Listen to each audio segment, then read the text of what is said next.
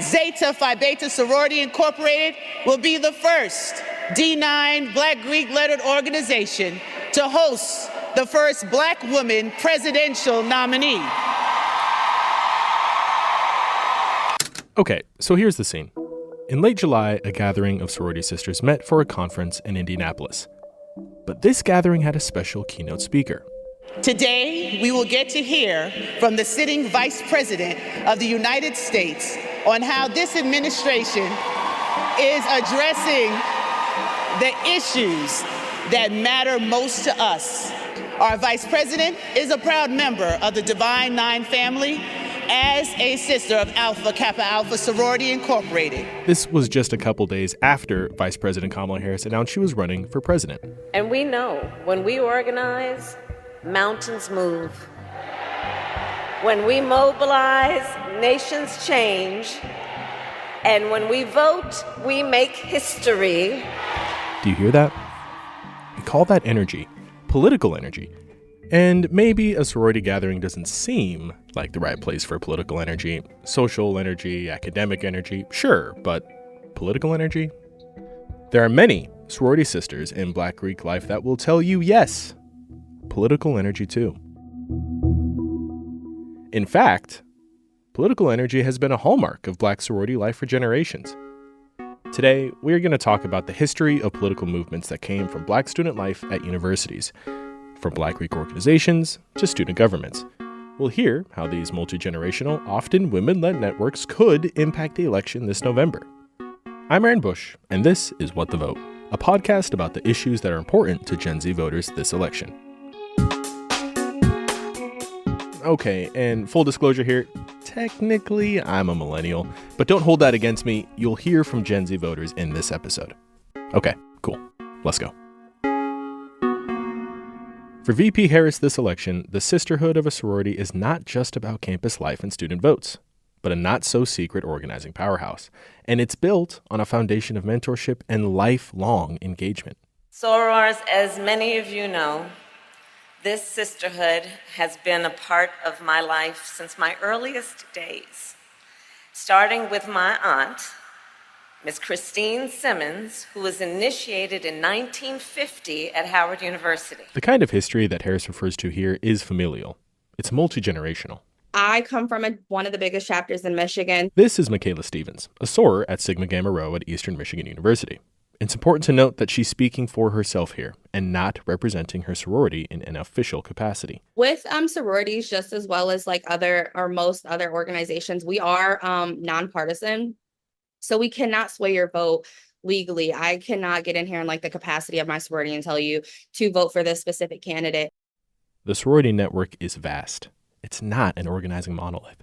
But sororities are spaces where difficult, sometimes political conversations still happen. We have hundreds, if not thousands of members. Obviously, everyone in our room is not going to have the same opinion. I love learning, so I'm always open to hear other opinions and learning on why you think that way, because a lot of people kind of get stuck into their thoughts and in their opinions. And if like you're open-minded to learning the way other people think, that could possibly sway or maybe get you to think a different way. It's just kind of a way of like elevation and growing and whatnot. Okay, so there's a value to these connections. It's like talking, learning, sometimes arguing, and even teaching with family members. But like Michaela says, there's a greater depth here than political conversation. It's about being a part of this sisterhood, one that has had a big impact on her life already. It's really inspiring because I struggled a lot with like imposter syndrome, especially coming out of college and finishing up my last year. So to be in environments where other people kind of like see you and they see your light and they're willing to help you like make it brighter, it's really appreciative for sure.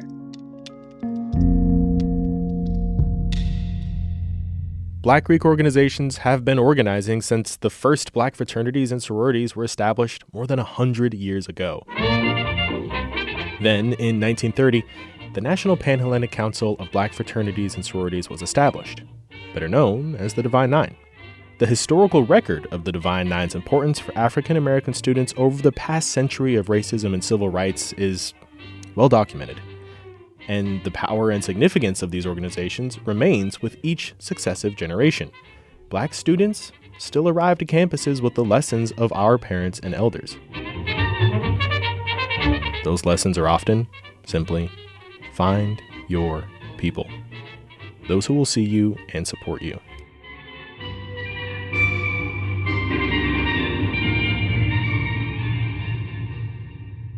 While Black Greek life has played a big role in that system of support, organizing shows up in more direct ways around political participation.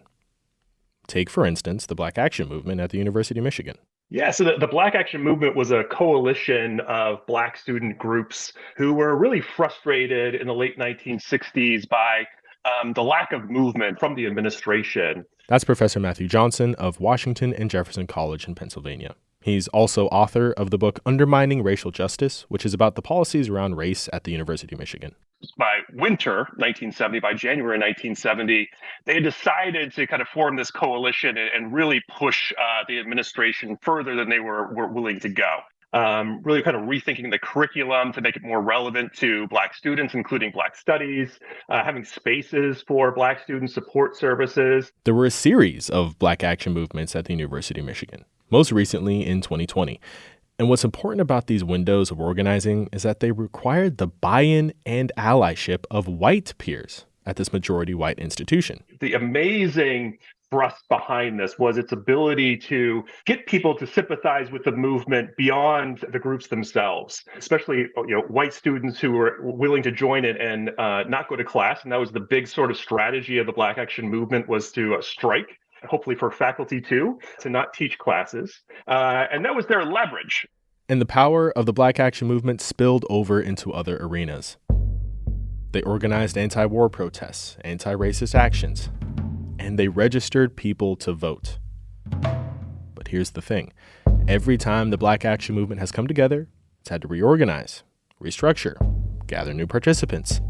That's just because, well, students come and go. That's right. It's hard to keep this thing moving when classes aren't in session, or the bulk of classes aren't in session. And the other issue is that students graduate and they leave. And so, unlike in a community where you can have kind of a core of activists possibly for decades, to build this around and to keep this going, you're often kind of getting a new kind of group of students every single year, and you're losing leaders. You're losing the kind of organizational base and the skills that kind of come with that, and also the institutional knowledge of how to do this.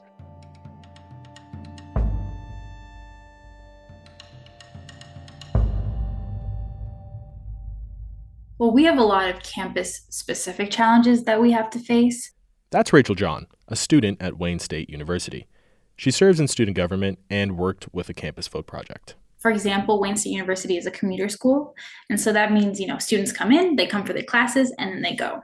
All student groups face constant turnover and loss of institutional knowledge. But for Rachel, it's beyond that loss. It's also about an erosion of discovery around the broader context of our history. I'm sure you've heard lately with these hot takes on critical race theory and, taking out key parts of our history from textbooks.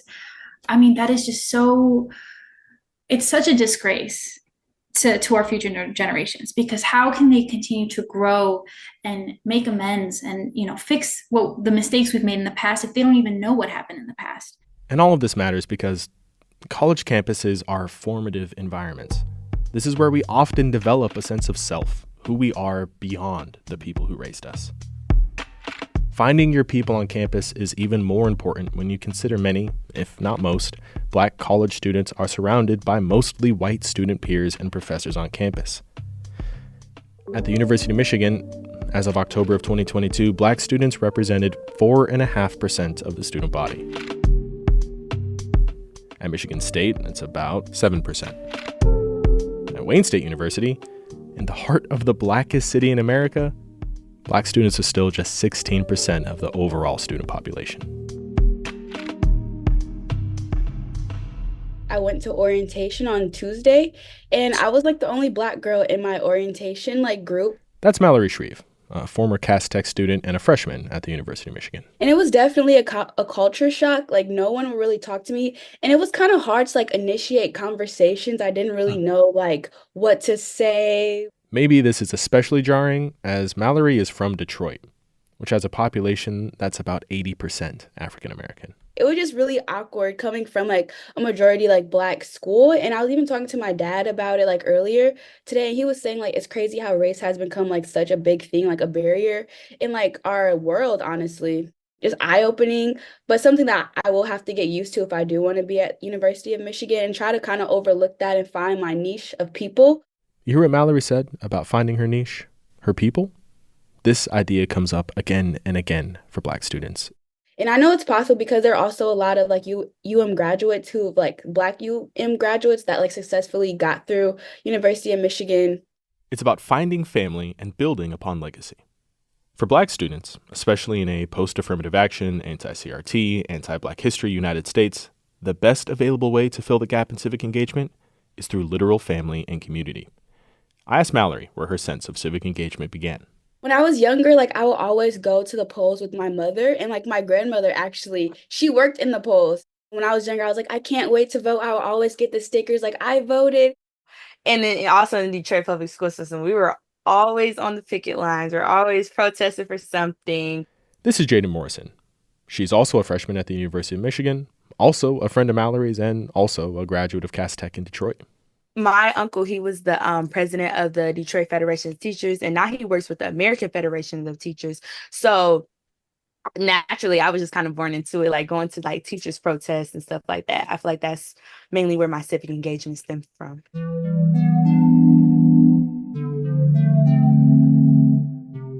For Jaden, parents and elders instilled the importance of voting, but it was also about settling into a kind of habit.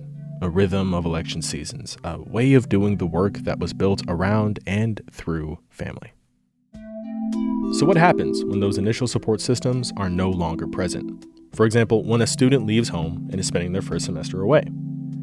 Often, it is students searching for the kinds of connections that they had with family that lead them to spaces like Black Week organizations, cultural centers, and clubs. Spaces that are often motivated by communal or social needs. Combine the significance of familial bonds with the power of civic engagement, and you can easily see the long-term organizing force of Black Greek organizations. Again, here's Michaela, the sorority sister from Eastern Michigan University. Political organizing has always been very important to me. At a very young age, you know, my dad kind of took that upon himself to kind of make it his job to ensure that we knew that this was something that our ancestors earned. So like he wanted us to be sure, not only as women, but also as like a biracial woman, that, you know, this is super important to just like our livelihood. Which makes what the Divine Nine does so impactful. It's about lifelong organizing and family beyond family. We'll talk about how that organizing matters in modern elections after the quick break.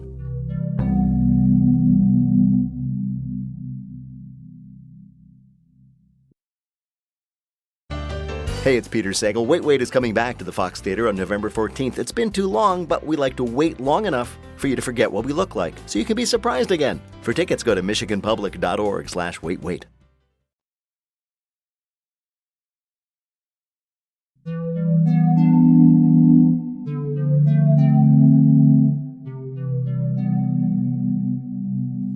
We don't need to make this country great again. This country is great. That's right. This is Congressman Jim Clyburn of South Carolina. That's not what our challenge is. Our challenge is making the greatness of this country accessible and affordable for all. In 2020, it wasn't clear that Joe Biden would win the Democratic Party's nomination against Senator Bernie Sanders. But then, Clyburn stepped in and endorsed Biden ahead of the South Carolina primary. I know Joe. We know Joe. But most importantly, Joe knows us. That's right. Important to note that Clyburn is also a member of a Divine Nine fraternity, and his vote meant something to his community. And I was walking around speaking to people, many of whom I had not seen in a long time, and I spoke to them, and there was an elderly lady in her upper 80s. And she said, you don't have to say it out loud, but you just whisper into my ear, who are you going to vote for? I've been waiting to hear from you. I need to hear from you. I decided then and there that I would not stay silent. That's the moment that seemed to turn the tide for Biden. The endorsement of this South Carolina kingmaker. And yes, black voters turned out for Biden in a big way. About 90% of black voters cast a ballot for Biden over Trump. And Biden has seemingly never forgotten that fact. By the way, I may be a white boy, but I'm not stupid. This is President Biden last year at a Black History Month event at the White House. I know real power when I see it. The Divine Nine. One of the earliest signs that Biden was in trouble this election cycle was polling ahead of the primaries that showed that support among black voters was slipping, particularly young black voters. Here's what Mallory had to say about the situation before Biden dropped out of the race. I feel like myself and a lot of other Gen Zers, it's really hard because both of the candidates are kind of like, at least to me, they're kind of, it's like who's less evil out of both of them. So it's just kind of hard because I feel like we don't really have like, oh, I really want to vote for them. Meanwhile, polling showed growing enthusiasm for Donald Trump among young black men in particular. And Trump seemed to nod to that support by campaigning with rappers in the Bronx. Come on up, fellas. Rapper Sleepy Hollow. And saying stuff like this in South Carolina. We've all seen the mugshot. And you know who embraced it more than anybody else? The black population. It's incredible. You see black people walking around with my mugshot. They do shirts and they sell them for $19 a piece. And he's frequently touted himself as the, quote, best president for black people. The best president for us since Abraham Lincoln. But once Biden dropped out and VP Harris was in, Trump made this newsworthy exchange with journalists at the National Association of Black Journalists Conference. I've known her a long time indirectly, not directly very much. And she was always of Indian heritage, and she was only promoting Indian heritage. I didn't know she was black until a number of years ago when she happened to turn black, and now she wants to be known as black. So I don't know, is she Indian or is she black? She has always identified as a black woman. She went to a historically black college. I respect either With one. Harris in the race, the political calculus has changed for Trump and for many Gen Z voters. We're no longer seeing two old white men fighting for a position of power. We see somebody younger. We see a woman of color. Again, here's Rachel John, a student government rep from Wayne State. We see somebody who is taking this election a bit more seriously than maybe we have in the past. And so now I think people are really thinking, well, now we can make change. Now it's not the same old, same old. This is a place to advocate, push for the policies that we want.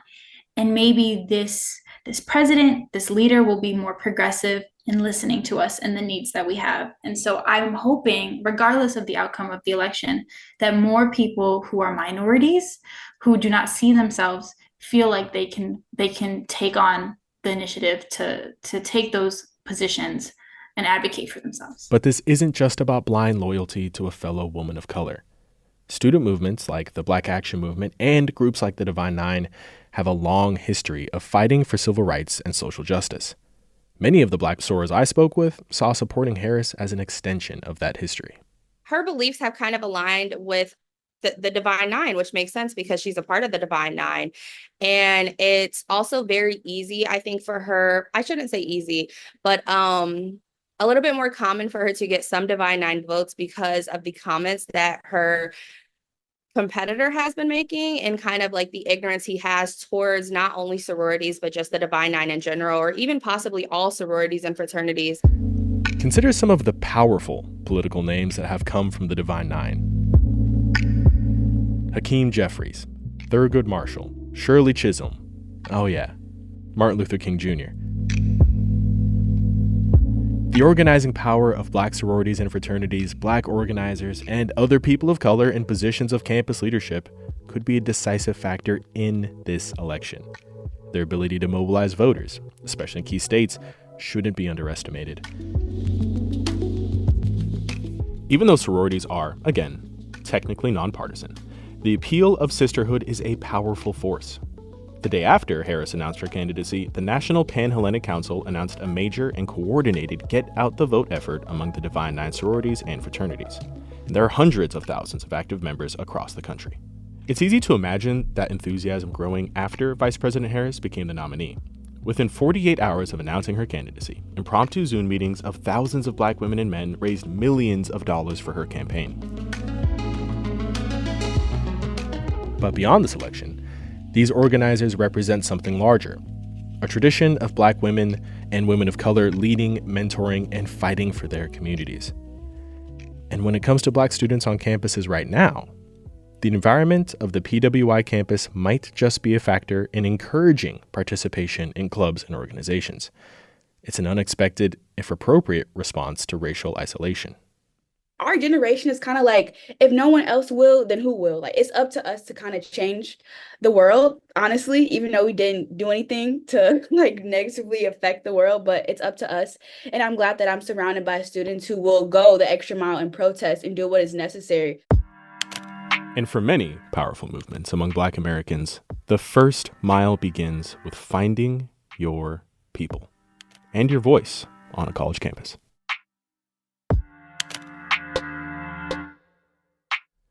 This is What the Vote. I'm Aaron Bush. Coming up next time. In the 2022 midterms, Michigan saw a record high turnout among young voters. Experts say that it's in part because of a ballot initiative to enshrine abortion rights in the state's constitution.